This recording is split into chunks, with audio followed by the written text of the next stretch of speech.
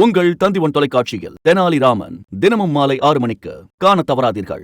நாமக்கல் அருகே அரசு பேருந்து ஓட்டுநரை வாளால் வெட்ட முயன்ற வடமாநில லாரி ஓட்டுநர்களை பிடித்து போலீசார் விசாரித்து வருகின்றனர்.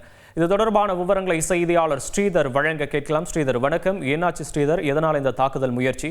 தற்போதைய நிலவரம் என்ன? விவரங்களை பதிவு பண்ணலாம். நாமக்கல் கரூர் தேசிய நெடுஞ்சாலை நாமக்கல் அடுத்த ராசம்பாளையம் சுங்கச்சாவடி அருகே கரூரில் இருந்து வடமாநில லாரி ஒன்றும் அதே போல சேலம் நோக்கி அரசு பேருந்தும் வந்து கொண்டிருந்தது. அப்போது லாரி அரசு பேருந்து முந்தி செல்லும் போது லாரியின் கதவு திடீரென திறந்துள்ளது. இதனை பார்த்து அதிர்ச்சி அடைந்த அரசு பேருந்து ஓட்டுநர் லாரியின் மீது மோதிவிடாமல் லாபகமாக பேருந்தை இயக்கியதால் விபத்து அங்கு தவிர்க்கப்பட்டது.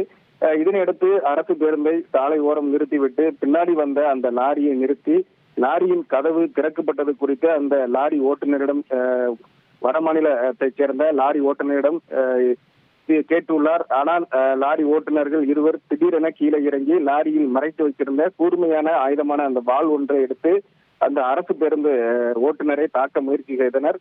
இதனை பார்த்து கொண்டிருந்த பேருந்தின் பயணிகள் கூர்மையான வாளை பறித்துக் கொண்டு லாரி ஓட்டுநர் இருவரையும் சரமாரியாக தாக்கினர்.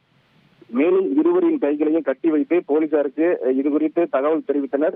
அந்த சம்பவ இடத்திற்கு வந்த பரமத்தி போலீசார் கூர்மையான வாளை பெற்றுக்கொண்டு போலீசார் மற்றும் இரு வடமாநில லாரி ஓட்டுநரையும் பரமத்தி காவல் நிலையத்திற்கு அழைத்து சென்று விசாரணை நடத்தினர். குறிப்பாக அந்த வடமாநில லாரி ஓட்டுநர்கள் எந்த மாநிலத்தை சேர்ந்தவர்கள், அவருடைய பெயர், எதற்காக இந்த லாரியில் கூர்மையான வாளை வைத்துள்ளனர் என்று தொடர்ந்து விசாரணை நடத்தி வருகின்றனர்.